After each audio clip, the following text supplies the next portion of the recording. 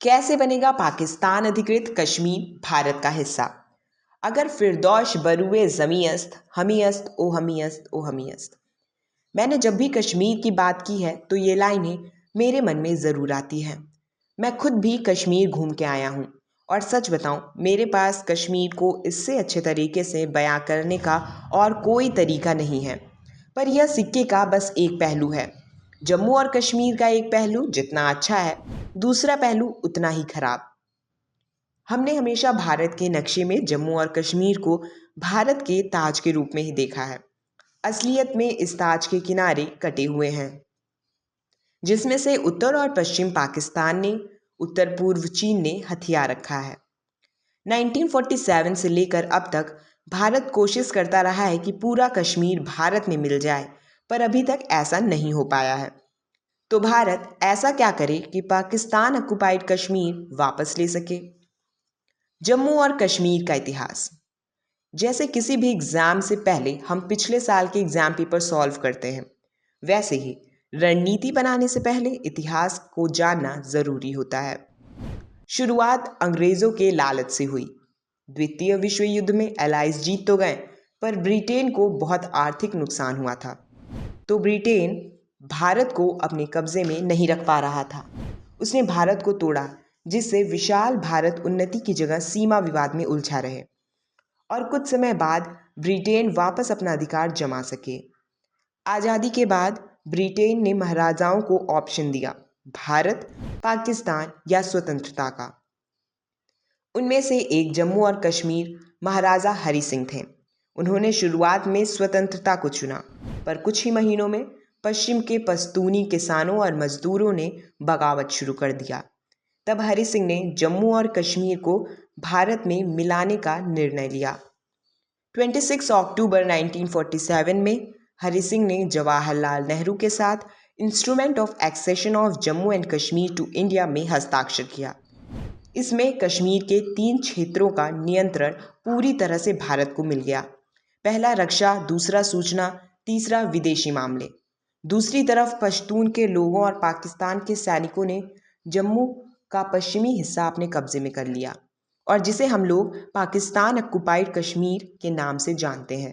इस कूप में अत्यधिक बल का प्रयोग किया गया था, जो हर कूप में होता है। 1963 में पाकिस्तान ने पाकिस्तान ऑक्युपाइड कश्मीर का कुछ हिस्सा सक्शगम ट्रैक चीन को दे दिया।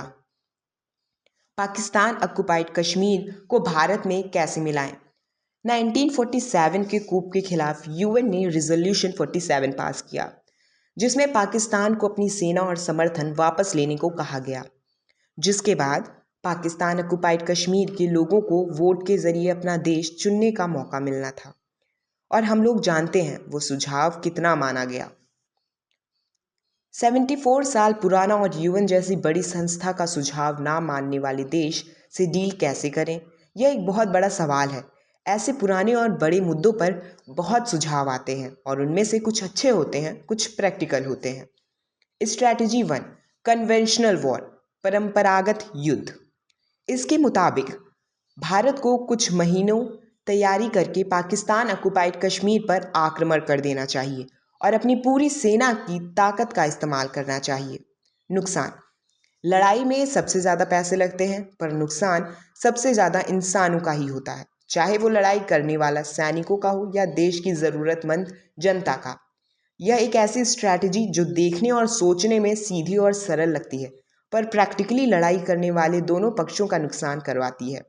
और एक बात नहीं भूलनी चाहिए, दोनों देशों के पास न्यूक्लियर वीपन भी हैं। Strategy 2, diplomacy. ये सबसे प्रचलित तकनीक है। बात करना, दोनों पक्ष बैठें, दोनों अपना पक्ष रखें और एक ऐसे नतीजे पे पहुंचें जहां दोनों सहमत हों। और सच कहूँ, ये एक आइडिया दुनिया में सफल भी हो सकता है। कमियां: आपने कब देखा है जहां दो बराबर ताकतवर इंसान सिर्फ बात करके मान गए हो? यह तभी सफल होता है जब एक पक्ष पावरफुल हो या दोनों पक्षों के पास कुछ ऐसा हो जो विपक्ष के जरूरी हो। ऐसा नहीं है कि भारत और पाकिस्तान के बीच शांति समझौते नहीं हुए। कराची और शिमला समझौता, सीजफायर समझौता, अमृतसर लाहौर बस सेवा इत्यादि। पर हर बार देखा गया है कि पाकिस्तान की सरकार वादा करती है और दूसरी तरफ से पाकिस्तानी फौजी भारत पर हमला कर देते हैं। फरवरी 1999 की बस सेवा के शुरू होने के ठीक 3 महीने बाद भारत ने कारगिल पर जंग लड़ी है और जीती भी है। जब भी कुछ ऐसा हुआ, दोनों पक्ष सीजफायर के लिए तुरंत मान जाते हैं। सिर्फ 14 सालों में एलओसी में 14,000 से ज़्यादा सीजफायर उल्लंघन हुए हैं। Strategy 3, short Wars. भारत और पाकिस्तान के बीच 3 शॉर्ट वॉर हुई हैं। इंडो सीनो वॉर 1962, इसमें भारत को हार का सामना करना पड़ा। कारण बहुत से थे, जैसे अन्न संकट, पिछड़ी सेना, आधुनिक हथियारों की कमी इत्यादि। पर यही इतिहास है और इसे बदलना गलत नहीं होगा। इंडिया पाकिस्तान वॉर 1965, सिर्फ 3 साल के अंतराल में हुए युद्धों में भारत ने जीत का स्वाद महसूस किया। इस अंतराल में भारत ने न सिर्फ अपना थल सेना को बढ़ाया, बल्कि नए हथियार भी बनाए और अपनी पिछली हार का बदला भी लिया। कारगिल वॉर 1999, यह युद्ध आतंकवादियों और भारतीय सेना के बीच लड़ा गया, पर भारतीय सैनिकों ने कई साक्ष्य दिए कि ये आतंकवादी आईएसआई के संपर्क में थे। भारत ने यह युद्ध तो जीत लिया, पर अपने कई बहादुर बेटों को खो दिया। नुकसान, जैसे पहले भी बताया, जन और धन का नुकसान। एक और बात, युद्ध विकास दर को रोक देता है, पर आज के समय में पाकिस्तान से युद्ध मोल लेना भारत के लिए नुकसानदायक हो सकता है, क्योंकि पाकिस्तान पर हमला करने पर चीन पाकिस्तान का साथ देगा और भारत एक साथ पाकिस्तान और चीन से लड़ाई करके जीत नहीं सकता है। ये एक कड़वा सच है। अगली स्ट्रैटेजी है सर्जिकल स्ट्राइक। यह एक ऐसा ऑप्शन है जो भारत कुछ सालों से बहुत अच्छे से यूज़ कर रहा है, चाहे वह उरी हो या फिर बालाकोट। इसमें भारत को सफलता भी मिली है। दोनों स्ट्राइक में भारत ने दुश्मनों के छक्के छुड़ा दिए थे। पाकिस्तान के लिए ये इतने शर्म की बात थी कि दोनों बार उसने भारत की असफलता की खबरें उछाली। कमियां, इसमें 2 बड़ी कमियां हैं। अधिक समय, कम क्षेत्रफल। उरी के हमले के पीछे 15 महीनों की कड़ी मेहनत थी। इतने ज़्यादा समय, उतना ही प्लान के लीक होने का खतरा भी। 5वीं स्ट्रैटेजी, ग्रे वॉर। इसको एक उदाहरण से समझ सकते हैं। अमेरिका का अफगानिस्तान पर हमला। 2001 के हमले के बाद राष्ट्रपति बुश ने अफगानिस्तान इन्वेड करने का निर्णय ले लिया। इस इन्वेजन में अमेरिका ने आतंकवादियों के खिलाफ लड़ने वाले मिलिटिया के साथ दिया। भले ही अमेरिका का मुख्य उद्देश्य ओसामा बिन लादेन था, पर अमेरिका ने ह्यूमन राइट्स, सोशल इक्वालिटी और एजुकेशन का नाम लिया।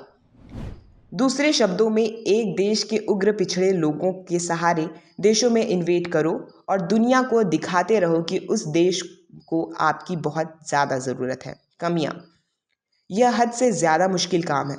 इसे पाकिस्तान ऑक्युपाइड कश्मीर पर लागू कर पाना एक मुश्किल काम है।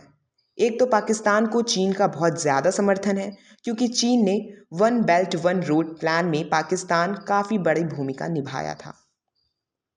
दूसरा, ऐसा प्रयास करने पर बहुत सारे दुश्मन बन जाते हैं, जो किसी न किसी टेररिस्ट ग्रुप से मिलकर भारत की तबाही का सपना देखना शुरू कर देते हैं।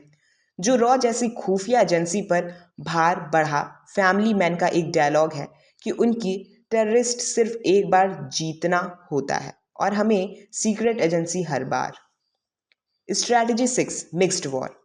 ये एक कारगर तरीका है, पर इसमें बहुत मैन पावर और बहुत ज़्यादा प्लानिंग और समय की ज़रूरत होती है। इसमें एक देश हर तरीके अपनाता है, जिसमें सामने वाला बचाव करते करते परेशान हो जाए। पाकिस्तान ऑक्युपाइड कश्मीर के मामले में भारत के पास ऐसे बहुत ऑप्शन हैं। आतंकवाद का खुलासा। पाकिस्तान हमेशा से मुस्लिम चमपंथियों और कट्टरपंथियों के सेफ हाउस की तरह रहा है। पाकिस्तान के पूर्व सैन्य अध्यक्ष परवेज़ मुशर्रफ ने एक इंटरव्यू में खुद कबूल किया कि पाकिस्तान ने चरमपंथियों को ट्रेनिंग और आर्थिक मदद दी है। भारत को बस नई बातें यूएन सिक्योरिटी काउंसिल और जनरल असेंबली को दिखाते रहना है। जल संधि का पूरा प्रयोग करके भारत से पाकिस्तान की 6 मुख्य नदियां जाती हैं। इंडस वाटर ट्रीटी के तहत भारत रावी, सतलुज और ब्यास पर 13.65 लाख वर्ग किलोमीटर पर सिंचाई योजना के तहत निर्माण कर सकते हैं, जिसमें से भारत ने सिर्फ 6.7 लाख वर्ग किलोमीटर पर निर्माण करा है। भारत अगर बाकी क्षेत्र पर निर्माण की योजना पास करता है, यह पाकिस्तान के लिए गंभीर समस्या बन सकती है। जम्मू और कश्मीर का विकास। अपने प्रदेश का विकास करना सरकार की एक जिम्मेदारी है। जब जम्मू और कश्मीर का विकास होगा तो पाकिस्तान ऑक्युपाइड कश्मीर के लोगों में अच्छी सरकारी की लालसा भी बढ़ेगी, जो पाकिस्तान ऑक्युपाइड कश्मीर में पाकिस्तानी सरकार की पकड़ कमज़ोर करेगी। पाकिस्तानी वस्तुओं पर अत्यधिक आयात कर। आज के समय में अगर किसी देश की मैन्युफैक्चर्ड वस्तुएं अपने देश में आने से रोकना है तो यह एक साधारण और कानूनी तरीका है। जैसे कि 2019 में भारत ने पाकिस्तानी वस्तुओं पर 200% कर बढ़ाकर दिया था। इससे पाकिस्तान के कुल निर्यात में 30% की कमी देखी गई थी, जो कि एक छोटे देश के लिए बहुत बड़ी चिंता की बात है। 2019 से ही भारत ने पाकिस्तान को दिए जाने वाले विशेष कर छूट की श्रेणी से हटा दिया था। वर्तमान स्थिति। नरेंद्र मोदी के कार्यकाल में भारतीय फौज ने पाकिस्तान के खिलाफ आक्रामक रुख अपनाया है। वर्तमान मंत्रिमंडल पाकिस्तान के खिलाफ बहुत खुलकर बोल रहा है। कुछ साल पहले अजीत डोवाल ने यह तक कह दिया था कि भारत के पास इतनी सैन्य क्षमता है कि भारत पाकिस्तान और चीन से एक साथ लड़ सकता है। जनरल विपिन रावत का माना जाए तो भारतीय सेना हर तरीके से तैयार है और सिर्फ राष्ट्रपति के आदेश का इंतजार कर रही है। अभी की स्थिति देखकर तो लग रहा है कि भारत ने अपनी तरफ से मिक्स्ड वॉर के कदम उठाने शुरू कर दिए हैं। ऐसा ही चलता रहा तो वो एक दिन दूर नहीं जब पाकिस्तान ऑक्युपाइड कश्मीर वापस हिंदुस्तान का हिस्सा होगा। प्रार्थना करिए वो दिन जल्दी आए। उम्मीद करती हूँ दोस्तों ये वीडियो आपको पसंद आया होगा। ऐसी ही खास जानकारियों के लिए हमारे चैनल को लाइक और सब्सक्राइब करना ना भूलें। धन्यवाद।